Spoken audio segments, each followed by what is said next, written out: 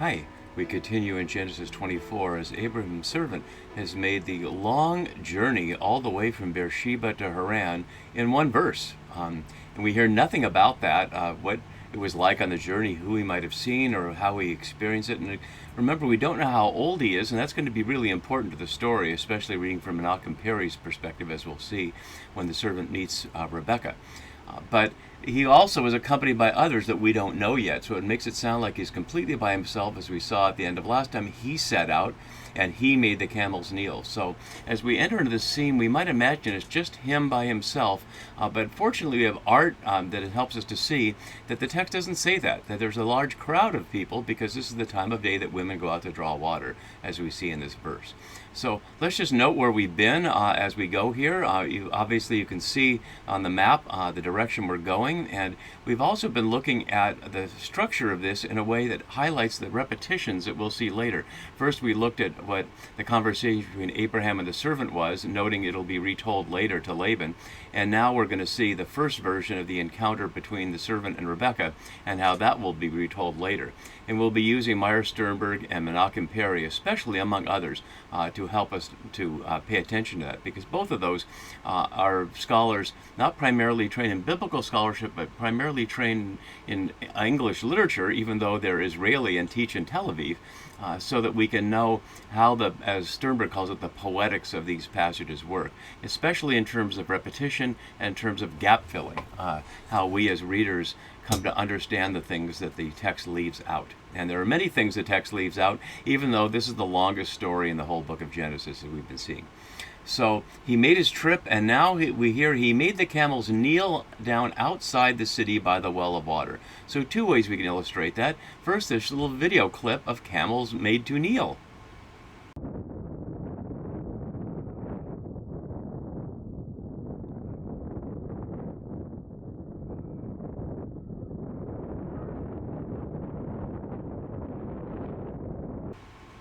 And you don't have to see them all there, but that's how that would go, and I think it's pretty fitting to our situation.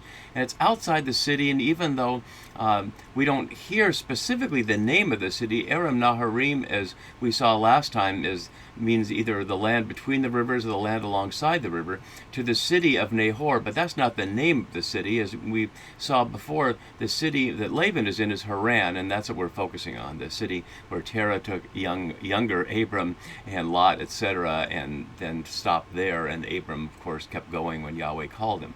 So we don't yet in the story know the name of the city, but we know it's the city of Nahor, Abraham's brother. And here's what Haran looks like, at least from Google Maps nowadays, and you can see that, like you might expect, it's surrounded by agricultural land. And here's what it looks like, at least in the remnants of the city archaeologically, as well as these interesting houses that are very different than the four-room Israelite house that are in the Judean hills, that are the standard expression of what at least archaeologists claim is Israelite cultural presence. So this is very different. We're in Mesopotamia here, and I don't know exactly how old those houses are. They're probably not 2,000 or 3,000 years old, but I understand they're supposed to represent the indigenous architectural styles, not something modern. So as we enter into this section, you can also see it's a little chiasm from 11 to 15. We saw last time the chiasm from 2 to 9 with a transitional verse there in verse 1, and here's the transitional verse in verse 10.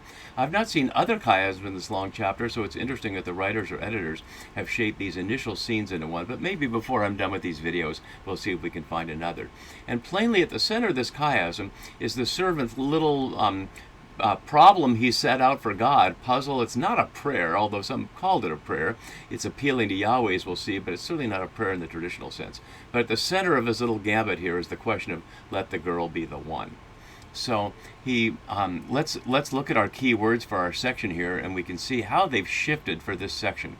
So I've noted in this very colorful key word chart that there are lots of key words, not surprisingly, in a chapter that's so long. But in our section, there are some specific key words. First of all, the camels, as we can see in the pinkish orange color there. We see the verb for to draw, which is only in this chapter, but many times, only this chapter in Genesis, many times. Obviously, the question of drinking we see in the dark green here many times.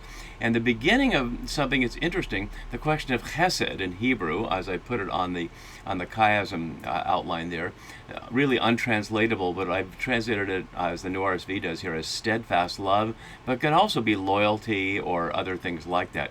It's usually understood as one of the essential characteristics of Yahweh throughout the Hebrew Bible. And here, this servant brings it up seemingly out of nowhere, because as we will see momentarily, this is not his God, this is his master Abraham's God. So it's interesting that he attributes in Hebrew chesed to this God, at least in the hope that it will happen. So those are some of our key words there, and I'll leave those up as we go. So after making the camels kneel down outside the city by the well of water, and this is already interesting. Bir, as in Beersheba, meaning 7 wells, is the Hebrew word for well, and it will be used also in verse 20. But in place of that, 9 times in this chapter is the Hebrew ayin, which literally means eye, but it's translated as spring, as we can see a number of times here as spring, which is to say water that's flowing naturally out of the earth rather than a well made by humans. And that contrast between the well and the spring will play out in other examples of what Robert Alter first called this story as a type scene, which is to say a well courtship story where a man meets a woman at the well, they have a conversation, she goes home and tells her people about it and draws the man home, and a wedding ensues. And we see a similar thing happens in chapter 29 in Genesis when Jacob meets Rachel at the well. And probably the earlier one is Moses meeting his wife Zipporah at the well, where he chases away some obnoxious shepherds there. And if you're a New Testament reader, you may recognize this in the story in John 4 of Jesus meeting a Samaritan woman at the well, which is certainly playing on these scenes. But John's Gospel one is certainly coming several hundred years after the Genesis and Exodus stories were well established as a style, as this type scene. But is this the first one, or is the Exodus one the first one? Most scholars would suggest Exodus is older than Genesis, and if we're taking this as exilic or post-exilic, that's certainly the case. But in either event, whether this is the first or last, it's a contrast that John's Gospel certainly takes up between the well, representing stagnant water, and the spring representing what in John's Gospel is called living water. And that image of living water is not just in John, it's in Jeremiah as well, about what God provides for people. But this is not a theological story about God providing water. In the servant's mind, it's a theological story about God providing a wife. But is it, or is that just in his mind? We'll have to see that as we go. So it's toward evening, as the narrator tells us, the time when women go out to draw water. We've only seen evening twice before, in Genesis 1 with the morning and evening and each day, and then in 19:1 when the visitors came to Lot in the evening, and that ought to set up a little concern for us, among other things. There are a number of elements of this story that, for readers of Genesis, echo the inhospitable situation there when the visitors came into the town. But this man is not in the town. He's outside the city by the well in women's territory. And as he watches here from a distance, we can hear what's going on in his mind. But before we get there, let's look at a couple more details. So the word for time, le'eth, here is twice in the verse. It's interestingly rare in Genesis, but it's also in the parallel type scene in 29:7. And now it's described as women not in the Hebrew here. It's when people go out to draw water. It's implied by the feminine plural of draw here. So it's not women here, and that's important because we'll see that Rebekah is referred to by a number of names. Abstractly, up here she was referred to as a woman in the conversation between Abraham and the servant. But here she'll be referred to as a na'arah, which is to say a young woman, or also as a batula, as we'll see, which is a marriageable woman. But we'll see those as we go. So what we have is when they go out to draw water. And as my note below has, as the servant came out from where Abraham was with questions about the land from which Abraham first came, and to which the son should not return, as we saw in the first scene of our chapter, so now the young women come out from the city. And so as we get here, and my note has below a prayer, but it's not really a prayer. Sarna suggests the first person whom Scripture records as praying for personal guidance at a critical moment. But I think Perry's got it more closely, where he says he treats God as a familial God at his disposal. And then Perry notes the split in the midrash among the rabbis who see the servant as clever and those who, like Perry himself, find him arrogant. Because this whole test he's about here is about nothing more than correlation and not causation. And as Perry notes, and as we as readers can note on our own, it's utterly unnecessary. Abraham sent him to go to the place of his birth and find a wife, not to put on a spurious test of some ability to see whether she happens to fit the bill. And although the test suggests a characteristic that is like Abraham and Sarah, that's not at all what Abraham asked for. So we have to be careful to not fall into the trap that's so often set for readers and characters in the story often to interpret correlation with causation. That someone is talking about God and something happens does not at all mean that God caused that to happen. And you can decide for yourself as we go. So he says, "O Yahweh, God of my master Abraham," already indicating it's not his God, that this is simply the God of his master. And since he's a servant of his master, he believes that the God of his master would listen to what he has to say here. And this is what he says, "God of my master Abraham." Notice not God of heaven and earth or even God of heaven, just simply the local God of his master. "Please grant me success." And we need to note here that the word for success here and the phrase literally means "please allow this to happen," which is different than the phrase we'll see repeated starting in our scene here, "had made his way successful." And we see that phrase repeated several times. So when we get there, we'll see a different word than what the New RSV has put success for here. So please grant that this will happen. And notice what he's saying. He's saying, "God, do what I want you to do." Which is the exact opposite of prayer. Whether as a Jew or a Christian, prayer is always listening to God and doing what God wants rather than having God do what we want. But we'll see this sort of runs a little bit in the family because we'll see Jacob will do the same thing when he's in trouble way later. "And show hesed to my master Abraham." Notice he's not asking it for himself, so it seems selfless. It's just hesed for the master, which would be to provide, of course, a wife for his son.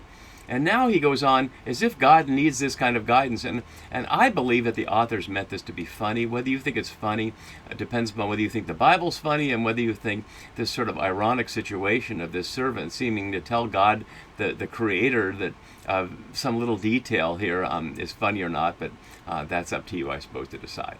So, as my note below has from the Rabbi Shea held, the servant may understand something critical about traumatized, taciturn Isaac. He is not capable of asking for everything he needs. A suitable wife for Isaac will need not only to listen to what he says, but also to try and intuit what he cannot say. And that's an interesting comment, but really it's been, as far as we can tell, some 20 years since Abraham and Isaac went up the mountain and not to sacrifice him. So whether Isaac's still traumatized, we don't know. There's just so little exposure to the character of Isaac so far, not much data from which to draw this kind of conclusion. But anyway, it's worth considering. So he says, "I'm standing here by the spring of water," literally a behold, a number of beholds and pleases here. Although, interestingly, the pleases are in the New RSV, they're often not. We saw this one here, and we'll see another one right here. So notice how he changes it. "I'm standing by the spring of water," the eye of water here. We've seen it earlier, and the Septuagint has pege here, and so we've seen that as well. "And the daughters of the townspeople," but we need to look more closely at that in just a moment, as my note below has, emphasizing that Rebekah is neither the first nor the only woman at the well, but is simply the one that draws the servant's attention, which is omitted in the retelling. Notice it recalls Lot's daughters in 19:8 and anticipates the Shechemite daughters in Genesis 34:9, an ugly story that echoes this in a number of ways, as we'll see when we get there. But the word for townspeople is covering over that it's the men of the city. And that really ought to be a little ominous, because it's exactly what we saw in 19:4, where the men of the city challenged Lot. And it's exactly what we'll see again in chapter 34, when the men of the city challenged Jacob and his sons there. So this is a tense moment here. The daughters of the men of the city are coming out, and he's outside. But would he dare to come inside? Certainly not without an invitation, which would be part of what happens. So he continues now that he's drawn God's attention to the scene, now this is what he has to say. "Let the girl," and now he uses Hanara'ah there, a marriageable maiden. It's the first time here in Genesis, it's 6 times in the story, and it'll also echo into chapter 34. So a number of places where we'll hear echoes of that. So please offer your jar that I may drink. And as my note from Wenham has below, his actual request in verse 17 is most polite and less demanding than what he says here. So it's repeated first in his own mind, speaking to Yahweh, and then it'll be repeated to Rebekah, and then that will be remembered to Laban and Bethuel, we'll see later. So please offer your jar. And the word for offer, as the Brown Driver Briggs lexicon has below, means to stretch out, spread out, extend, incline, or bend. And that's something that Menachem Perry really draws attention to, the intimacy required of this proposal, which the servant seems to moderate at verse 17. As Perry notes, in fact, this request suggests a much bolder flirt. Let me sip, hagmi inana, a bit of water from your jug, not your drug. To the readers of the Hebrew original, it's evident that hagmi inina does not mean that he will drink by himself, but rather that she will pour water into his mouth, as you can see from this anonymous line drawing from the Illustrated Bible. He interprets this as mutual courting is insinuated here, especially as indicated by the censoring of this in the retelling in verses 45 and 46, which is to say that if we as readers were not familiar with the opening introduction between Abraham and the servant, and we were seeing this from Rebekah's standpoint, or from the perspective of the other women at the well, we would assume that this man himself is the suitor. There's no reason not to think that if he's going to go up to a strange young woman and ask to drink from her jar, that this is a courtship proposal. But we'll see how that unfolds. So this is how he presents it to God. Please offer your jar, kod, only in this chapter in Genesis and 9 times, hence an obvious key word. Offer your jar that I may drink, and who shall say, drink and I will water your camels? And notice how specific and demanding this is. What if she'd offered him to drink but not water the camels? Would he have looked for another? What if she'd offered to water the camels but not him? Would he have looked for another? It's curious that it comes out the way he wants, but what if it hadn't? So drink and I will water, and as my note below has, the servant well knows what a special girl she would be indeed to water 10 thirsty camels, which can drink 25 gallons apiece, and they've been on a long journey, which doesn't suggest they haven't drunk along the way, but they may not have, and they could be incredibly thirsty. So let her be the one whom you have appointed for your servant Isaac.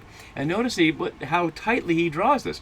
Not only let her be one suitable, or the one that Abraham wanted, but specifically assuming that Yahweh has picked someone, and it's his job to find the girl in the haystack, so to speak.